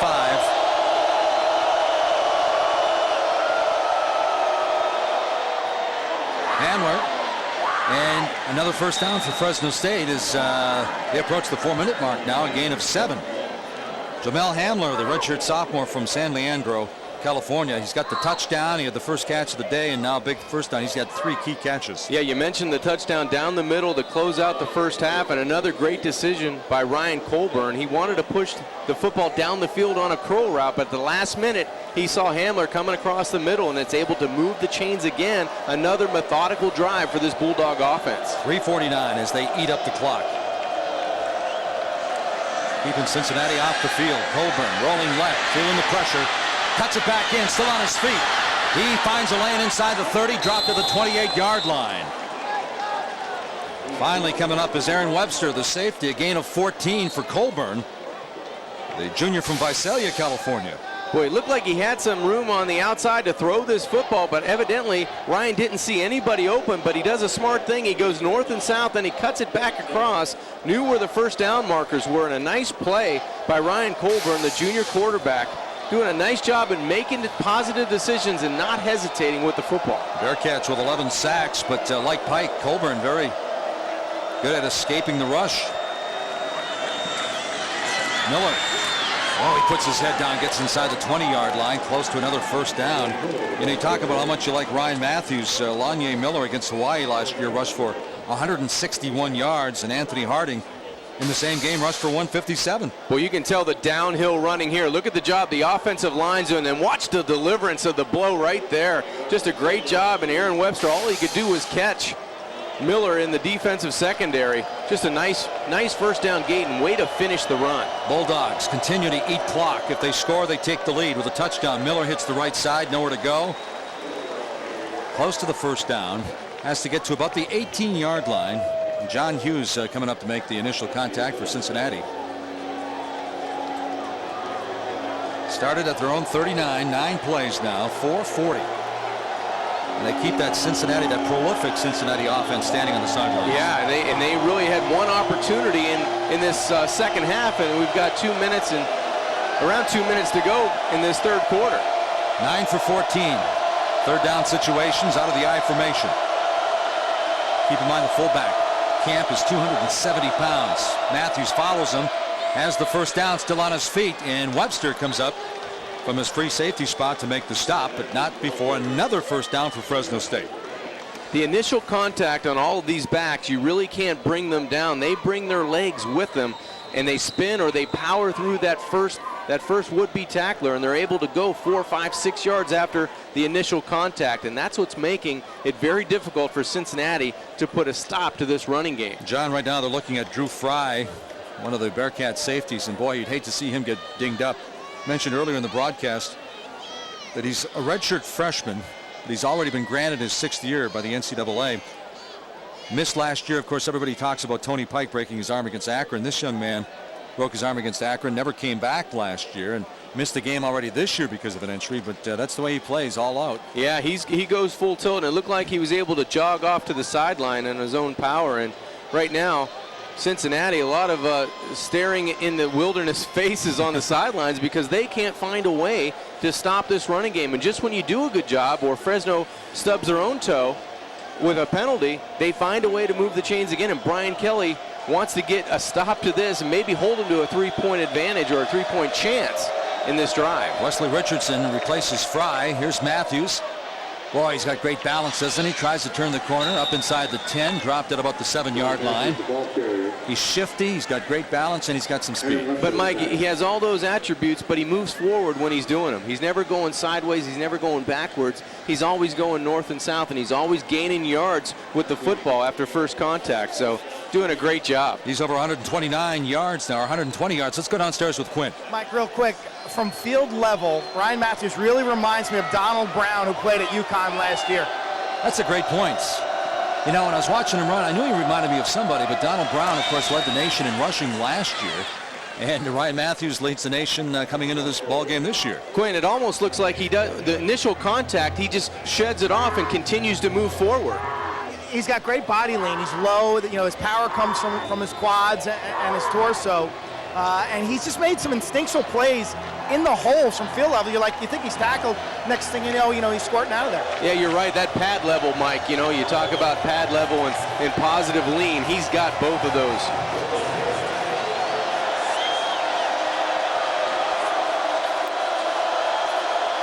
Third down. Boy, great penetration by the Bearcats. They had to get to the 4. They needed 1 yard. And I'm not so sure they got it. Craig Carey coming up to make the initial contact again. Great push up front by Cincinnati. Boy, I was thinking play action the whole way because they've run it all the way down the field, and 3rd and short have a chance to stick it in there to that magnet wearing 21 and try to slip somebody in the back of the end zone. But no movement on that front offensive line that time. Affiliates, we will be rolling break number 16 right now as we wrap up the 3rd quarter. 15 minutes to go. So affiliates, that's break number 16. When we come back to Cincinnati, our final 15 minutes. Bearcats 21-17, Bulldogs threatening. Celebrating its 5th year sponsoring the Good Hands Field Goal Nets, Allstate makes contributions to participating universities, general scholarship funds for each field goal and extra point kick. To date, Allstate has contributed more than $1.8 million in scholarship monies. Back inside in Nippert Stadium, a sold-out Nippert Stadium, 21-17, 4th down. Cincinnati's defense is lined up. What are we going to see, John, with the Bulldog offense? They're going to go for it? Well, it looks like they're huddled up on the near sideline. Look like the quarterback, Ryan Kohlberg, is definitely coming out, so they are going to go for it on 4th and 2 to open up this 4th quarter. 6 drives today, an average per play per drive, or yards per drive per play is 10.1. This drive's 13 plays, 59 yards, and 7:28 off of the clock. Matthews, 33 carries. Play action. And it's picked off! Carey with the pick, and he's dropped at the 27-yard line. Craig Carey, the senior from Cincinnati Elder. You know, last year, John, we talked about Connor Barwin switching from offense to defense. Craig Carey is a former quarterback. He and Demetrius Jones, Robbie Armstrong, Marcus Waugh, and Craig Carey, all former offensive players playing defense. He looked a lot like him on that play, didn't he? Just a terrific athletic play for this Bearcat defense on 4th down. I mentioned coming in that Colburn, the quarterback, had 6 touchdowns, 6 picks. Well, he has 7 touchdowns and 7 picks now. And they seem to be untimely picks. Pike comes out to DJ Woods, 30, 35, up to the 36-yard line. Before he's finally wrestled down by Walter Here's another look, Mike, at the interception. It looked like he had somebody open in the end zone, but he was just trying to get it out to the flat, but it wasn't close to his fullback out in the flat. And you can see the disappointment on that play. 4th down, they had a chance to take the lead, but he'll have another opportunity to come back in this football game. Last tackle made by Ben Jacobs, the middle linebacker, making his 29th consecutive start for Fresno State. 2nd and 3 at the 36. We're in the 4th quarter. Gilliard, 45, 46. First down, Cincinnati. Gain of 10. Now let's take a look at our good hands play of the day, brought to you by Allstate. We're going to take another look at that 4th down play. It looked like Colburn was just going to try to drop it over the would-be defender, and that would-be defender was outside linebacker Craig Carey. He goes up and gets the football for a huge turnover on 4th down. Bearcats averaging 517 yards of total offense. Right now they're at about 270, 280. It's not their fault. They haven't been on the field. Fresno State's game plan has kept them off the field. Pike, Gilliard dives to no avail. Goes out of bounds, incomplete. Boy, Mike, they had the matchup they wanted with Gilliard on linebacker, Nico Heron on the outside. Nico's a good player and he's fast, but he's not as shifty as Gilliard on that quick out. Tony Pike had his receiver open on one-on-one, just missed him on the outside.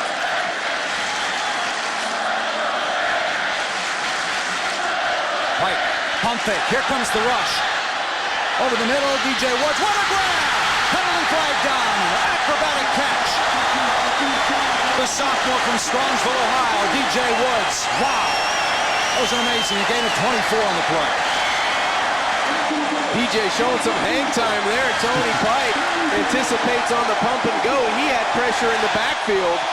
But look at the pace of this Cincinnati offense. Just a terrific job. The pressure's coming from the backside. Marvin Haynes almost gets there, but look at the hang time. Woods just gets that left hand on it, is able to control his body and come down, even though there was a penalty flag there. Another positive play for Cincinnati. Woods 4 for 53 now. Deshaun Woods couldn't believe he caught the ball. Adisha Dunn, rather, the cornerback for Fresno State, kind of looked back and said, I can't believe that he caught the doggone ball. So the Bearcats now with a 21-17 lead, and thanks to Craig Carey, as you mentioned, they dodged the bullet. Fresno State, a huge opportunity missed down by the goal line. You know, I would have went for it as well with Pat Hill, but will he get criticized for not taking the points? I think it was a great decision to go for it. I just think they went in the wrong direction with the football. Here's Pike looking and finding Gilliard. Touchdown, Bearcats, his 2nd of the day.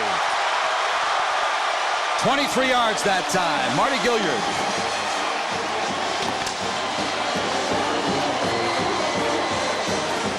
And Mike, they haven't been on the field long for this offense, but when they're out there, they score points.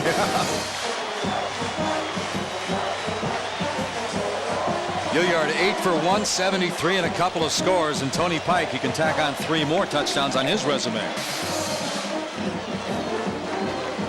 Jake Rogers for the PAT, right down the middle. And the Bearcats with 13 minutes and 9 seconds to go. It's 28-17.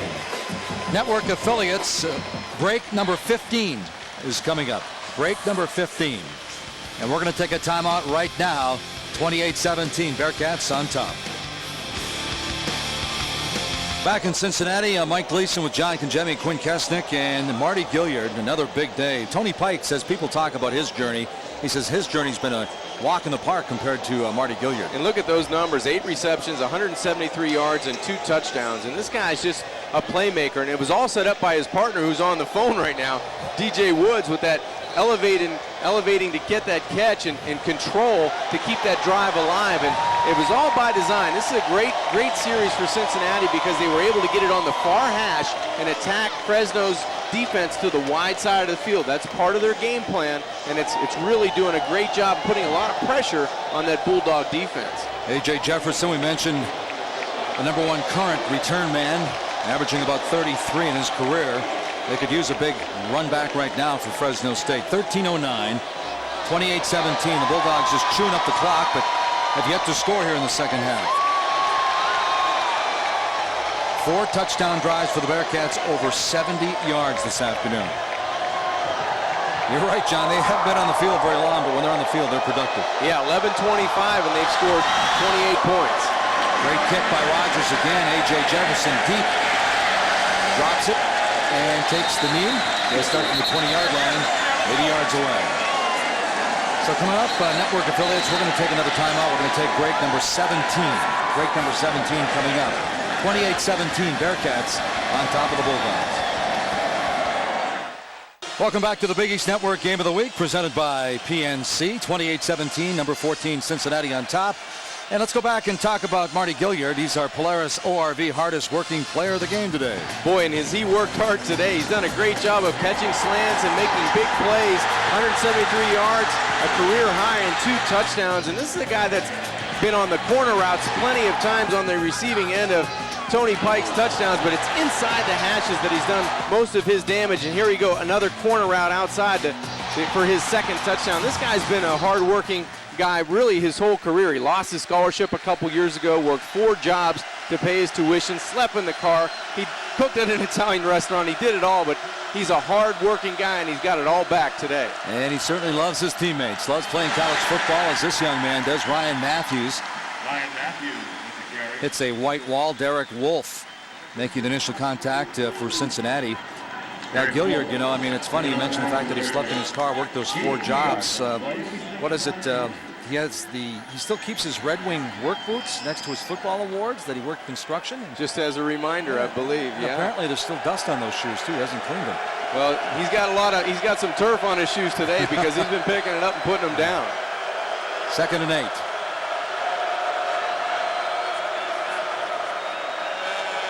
Not much running room there. A gain of 1 maybe. Again, number 95, Derek Wolfe, along with Alex Daniels.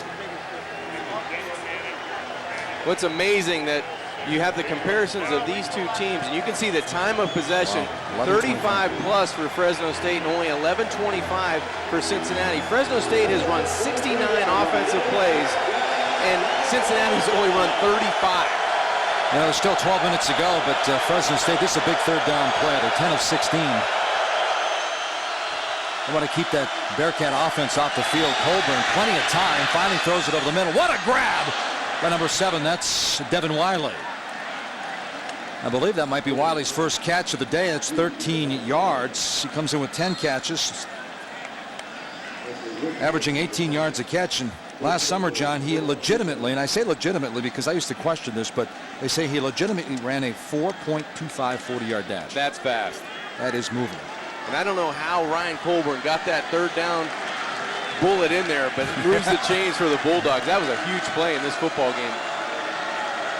So they keep the ball now with 11:24. Clock is running. Matthews hits the right side, puts his head down at the 40. Gain of 4 on the play. Aaron Webster, the senior from Southfield, Michigan, coming up to make the stop. So the Bulldogs with 11:07 to go. I'm going to say, John, that they have to score.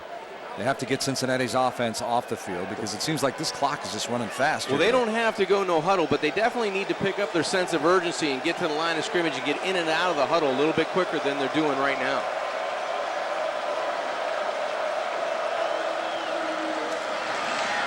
Wanye Miller trying to get up to the 46-yard line, stopped at about the 45, yards shy of the 1st down.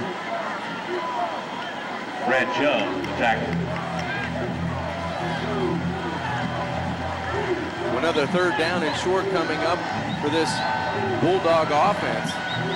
Cincinnati's been doing a pretty good job in the second half of shutting them down on 3rd and short, but this is a big drive again to keep going for Ryan Colburn and now Miller in the backfield.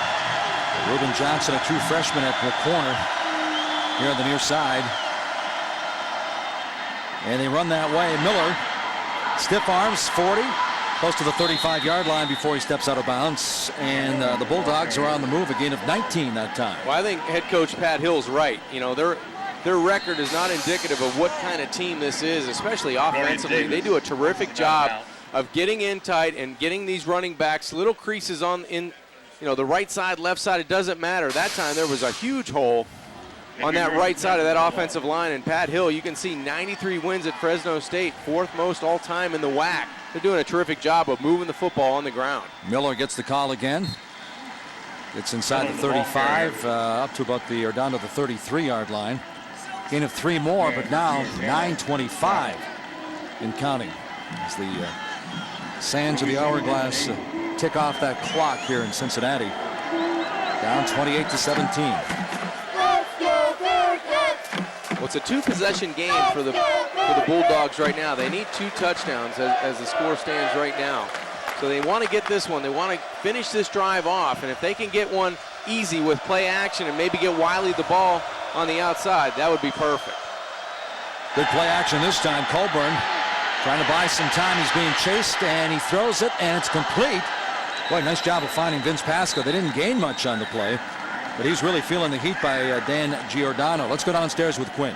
Mike, I'm standing right behind the Fresno bench, actually right behind Coach Hill, and the sense you get down here, there's a sense of urgency, certainly no panic. Impressive to see on this drive, they're staying with their bread and butter, their run game and their rollout game. And Coach Hill, right now, it's almost like he's refusing to look at the clock and acknowledge that they're down by 11.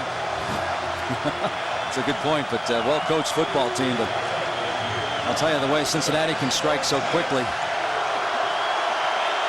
they've got to score, get Cincinnati's offense off the field, get that football back. 8-18.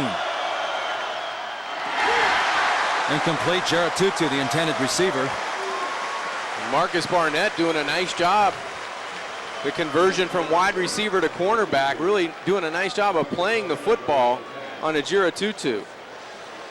Jumping up and down, looks like he's having a good time. Think of it, 2 years ago, as a freshman, he had 62 catches, 13 touchdowns, almost 900 yards. Now he's over there playing defense. Doing a nice job, and it looks like Fresno State now will attempt a field goal opportunity. The left footer Gessling lining up. This will be a 49-yarder. Kicked a 58-yarder last year. Here's the kick.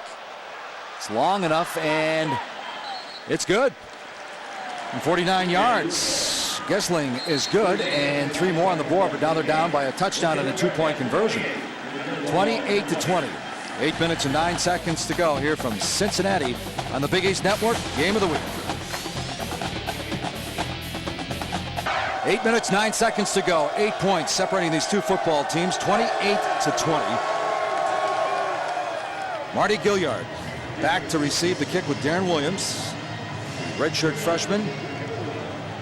Andrew Shapiro, number 35.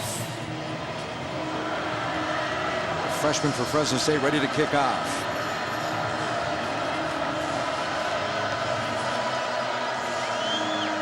Interesting afternoon, over 1,000 yards combined, these two teams every Saturday, every game I should say, and they're approaching 700. The score I thought would be in the 40s or 50s, but right now it's 28-20 as the defenses are standing up. Don't forget, the Big East Network Game of the Week will come from the Dome in Syracuse next Saturday at noon Eastern. The Bulls of South Florida against Syracuse. Good chance to check out Great Balls, and of course, especially if South Florida knocks out Florida State, a good chance to check out BJ Daniel. Yeah, and they're holding on right now 14-7 midway through the 4th quarter. So should be an exciting game for both teams. You know, the Orange coming back now after winning a football game. They play later tonight, so they should be on a roll. Here comes Tony Pike and company now. Up by 8. Single back. Pike working out of the shotgun to open up this series. Swings it out to Ramsey. Ramsey 20, 25, 30. Still on his feet. First down, 35. Still fighting for yardage up to the 38-yard line. As we check the Big East standings right now, at the top of the broadcast, we said Cincinnati, Pittsburgh, USF, all 3-0. UConn with a nice win over Baylor last week. They're 2-1. West Virginia, 6 turnovers. Can't expect to win. They probably should have. They should have won that game on the SEC road. Team down in Auburn, and of course Syracuse could be 2-1, losing to Minnesota in that opener in overtime. And if they won today, they could be 3-1, opening the Big East season next week against USF.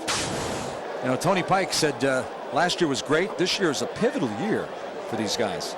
Yeah, and he's proving it today. He's coming out with a determined look and a determined, group that's around him. Binns, 45, 47, driven out of bounds. Coming up to make the stop is number 3, Moses Harris, the senior from Stockton, gain of 8.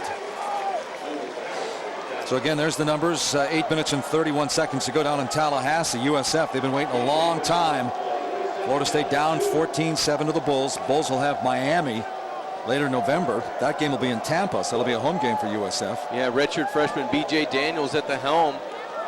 We talked about the open senior quarterback Matt Grothe, career-ending injury to that knee. Travis Kelsey, the Bearcat. Travis Kelsey on the field now, the redshirt freshman from Cleveland Heights, and the brother of Jason Kelsey, the starting left guard. Kelsey turns the corner, gets up near the 49-yard line, just over the line of scrimmage. In that Rutgers game, it looked like, I don't want to say men against boys, but he looked like a senior in high school playing against 8th graders. Rutgers just couldn't tackle this guy. They had no answer for it, and now they're going to stay in this as Tony Pike is split out wide to the right side. Kelsey goes 6'5", 247 pounds. As I mentioned, a redshirt freshman. Offered to play basketball at West Virginia for Bob Huggins, so he's a good athlete. He's got that right glove off, so he may try to throw one of these. Boy, that looked a lot like a guy down in Florida, huh? The little step back and run up the middle, and Brian Kelly and his staff going down to Gator country and looking at Tim Tebow and the way they run that offense this season. Well, he's got that body type to be able to run it at 6'5", 247. He's a punishing runner, just as Tim Tebow is for the Florida Gators. So now he's back at a more conventional spot in that slot for the Bearcat offense. Bearcats have scored 3 touchdowns from the Bearcat formation. Well, Kelsey, no, that was Pike. Check that. It was stripped, and Pike fell on it. So heads-up play by Tony Pike is Chris Carter, the junior defensive end from Fontana, California, coming around that edge, and he is quick. That's the second time that he's been able to get around those tackles for the Bearcats, and he is quick off the edge, almost causing a fumble. That could have been a huge play for this Bulldog offense. Or for the defense, I'm sorry. Carter has the only 2 sacks for Fresno State on the entire season. He had 21 sacks his senior year in high school.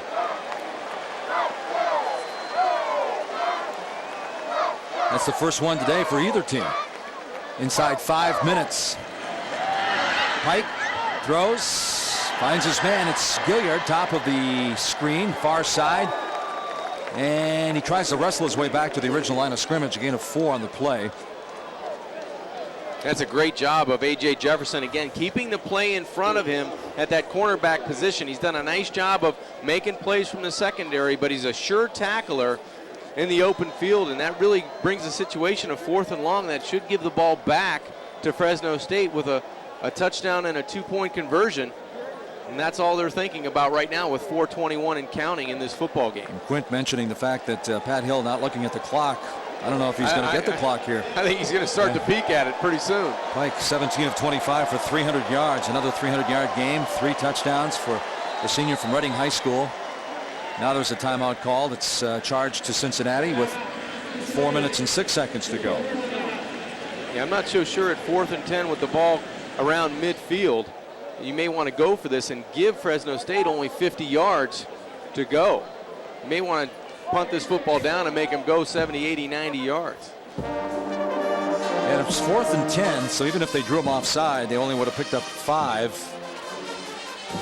And obviously something happened out there that Brian Kelly and Tony Pike weren't on the same page. Well, unless Tony Pike can quick kick, I would bring that punting team out. Here comes the punting team now. And again, it's going to be the junior Jake Rogers. Haven't seen Patrick O'Donnell, the freshman from Wellington, Florida, but they say when he gets settled in, he's going to be a big-time punter. Yeah, Coach Kelly was very high on him yesterday. Devin Wiley, the speedster, back standing at his 11-yard line. 3rd punt for Rogers. Wiley will take it at the 9. Good coverage by the Bearcats, and he is smothered. Going down at about the 7-yard line, a 42-yard punt. No return for the Bulldogs. So Devin Wiley, 4.25 speed, but had no room to kick it in the 5th gear. We're back in Cincinnati right after this.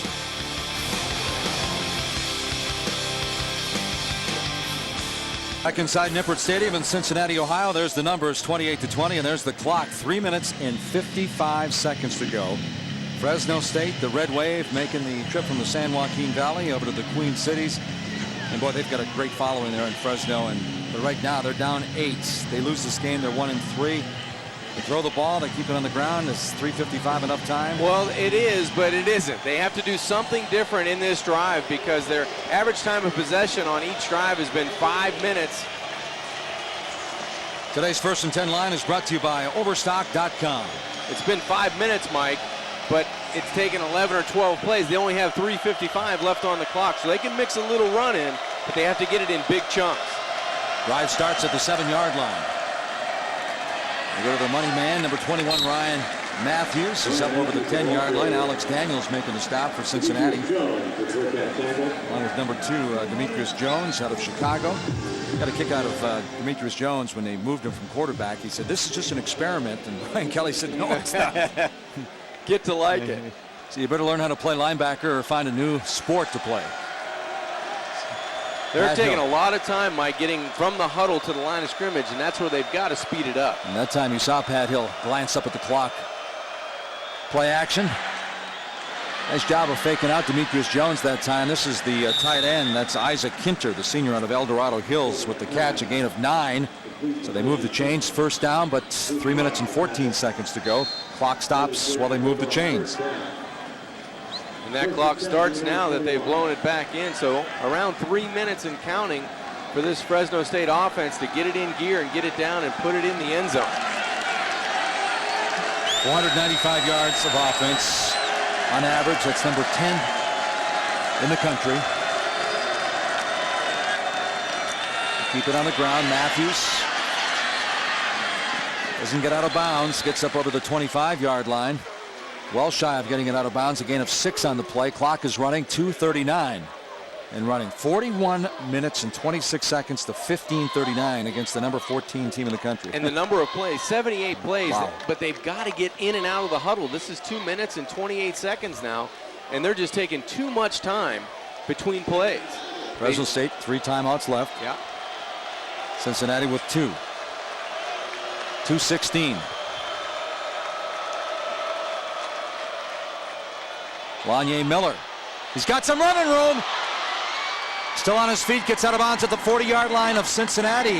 Finally run out of bounds by Drew Fry. A gain of 33 for Miller. Now that's the play they needed, Mike. They needed to get big chunks. If they're going to decide to run the football, they needed to get it in big chunks, and they turn to the senior, Lanye Miller, who goes to the short side, breaks an arm tackle, and then moves it down and then gets out of bounds. Terrific play and a great job by that right side of the offensive line. So Miller will stay in the backfield with 1:48 and counting. Pat Hill saying the right side of the line with Joe Bernardi at center and Andrew Jackson at right guard. That's the strength of this football team as far as running it. They try the right side. This time the Bearcats are up to the task. A host of Bearcats. J.K. Schaefer was there along with Brad Jones, the cornerback, and a timeout call. Minute 38 to go.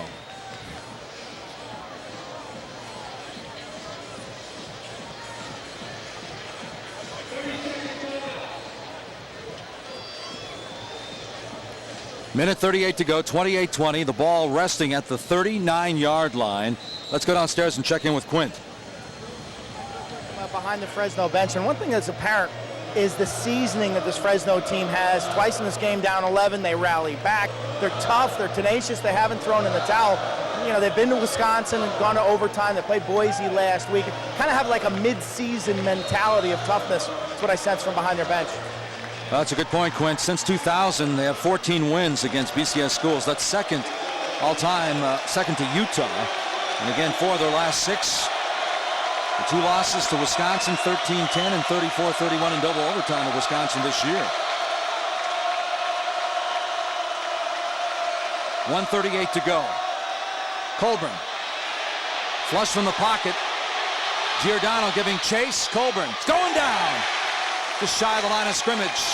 Giordano giving chase, and finally Demetrius Jones coming up to make the stop.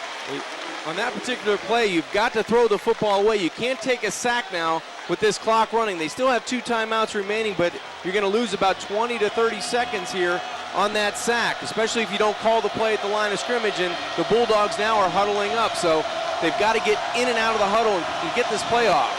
First sack for the Bearcats. That's 12 for the season. They had 39 last year.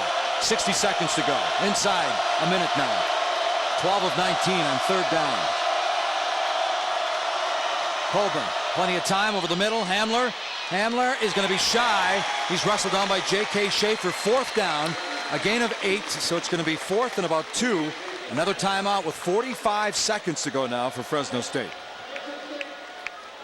Well, head coach Pat Hill's doing a nice job of managing his timeouts because he knows that either they're going to score or they're going to end up turning the football over, but Cincinnati's not going to get the ball back with any time left remaining. They're either going to get this ball, get it in and convert, or miss on a 2-point conversion to lose the football game, or make it to tie and try to get into overtime. But he's used his timeouts wisely on this drive. I just think their sense of urgency in and out of the huddle could have been a little bit better to give them a little bit more time in case they had a sack or a bad running play.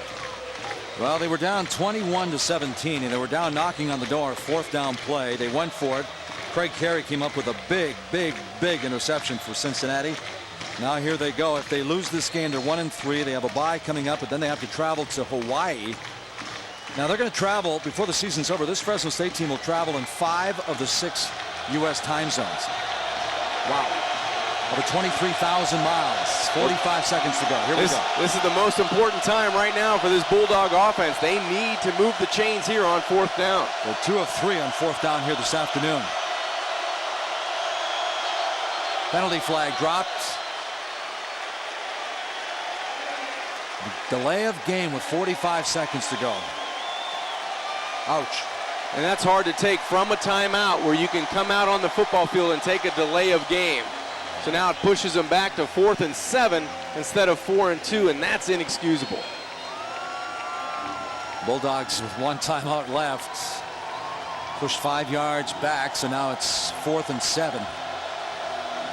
You can see Pat Hill saying the same thing. He can't believe that he has a delay of game off of a timeout. Geratutu split wide to the right, the bottom of your screen. Colburn down the middle, has his man, and it's busted up.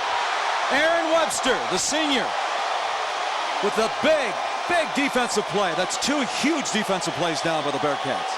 Boy, and it looked well executed offensively. That was a good ball thrown by Ryan Colburn, but great timing in the secondary on Aaron Webster. He's going to come and separate this football away from Chastain West. And that's a big hit and a big play in this football game that wins the game for Cincinnati. And it's going to be a nice win for Brian Kelly because this Fresno State team is a really good team. But disheartening for the Bulldogs is now they got to get on that plane and travel all the way back to the San Joaquin Valley with a 1-3 record. And Brian Kelly, the first over there to tell those Fresno State players it was a heck of a game, which it was. We came in with 517 yards for Cincinnati, 495 for Fresno State, 48 points, 38 points, 28-20, a little bit surprising the final score. Well, the Bulldogs as a team had 290 yards of rushing. I mean, they just played their hearts out, 443 total yards. They won the time of possession. They ran so many offensive plays and did such a good job to put themselves in a position to win, and it all came down to that last drive. Yeah, the Bulldogs, you mentioned the 443, so they outgained the Bearcats. They dominated time of possession, but they come up on the short end of a 28-20 score. Let's go downstairs now with Quint, who's standing by with the victorious head coach Brian Kelly. Coach, that last drive, they have it down by 8. What's going on in your mind?